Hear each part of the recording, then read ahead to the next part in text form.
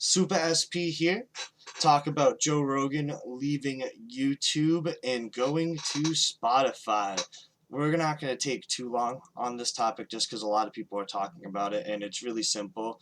It was a deal worth reported $100 million with Spotify, but realistically, I just want to bring up a couple other things. Joe Rogan isn't abandoning YouTube. He's going to be putting all of his clips on YouTube still. So anybody who wants to watch Joe Rogan on YouTube will still be able to watch him on YouTube. He's not completely abandoning the platform. It's like a phased exclusivity, and the whole deal is to kind of boost Spotify, which is what I'm assuming it is. Anyway, we're going to get into more of the spicier parts of the deal. And honestly, I do want to point out one thing. Article about him.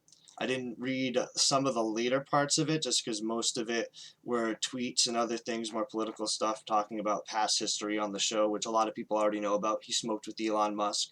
He talked about Bernie Sanders. Everybody knows this stuff about him so far. And you know what else everybody knows? Everybody knows that he had a relationship with Alex Jones. Why is this near the title? They just love throwing that in his face.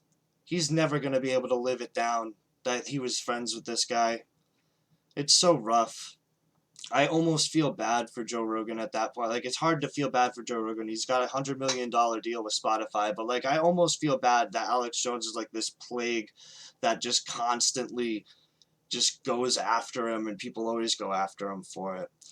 But yeah, it's worth $100 million. He sold his 11-year-old podcast to Spotify in a licensing deal that's worth more than $100 million. Wall Street Journal reported. Adds about 1,500 episodes to their library. Told his fans via Instagram that it will be the exact same show that they've come to love, emphasizing I'm not going to be an employer of Spotify. The only difference, it'll now be available on the largest audio platform in the world.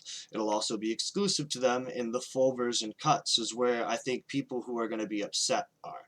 So anyone who watches Joe Rogan full cuts and full on the whole entire podcast whenever it goes live, you're going to probably get Spotify. It's at that point where the exclusivity is going to force you over. Same thing with like a PlayStation game, forcing you over to PlayStation to buy that one or two games that you're really excited for. It's part of the game now. People have realized it and they've capitalized on it. So it's just, I think it's normal. I don't see anything wrong with it. That, and like I said at the very beginning, all of his clips are still going to be on YouTube.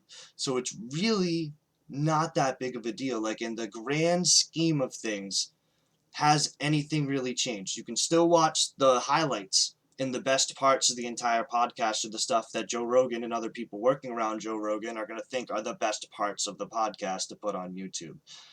So, I mean, besides the obvious, that's really all that I have to say about that. Joe Rogan's going to be leaving YouTube in a phased exclusivity approach towards Spotify. And for some reason, he's never going to be able to abandon the fact that he knew Alex Jones at one point. Supa SP, if you made it this far in the video, I do appreciate you guys. Please slap a like, give us comments, let us know if you want to see content like this again, and yeah, I look forward to the next video, and I look forward to the next time I see Joe Rogan.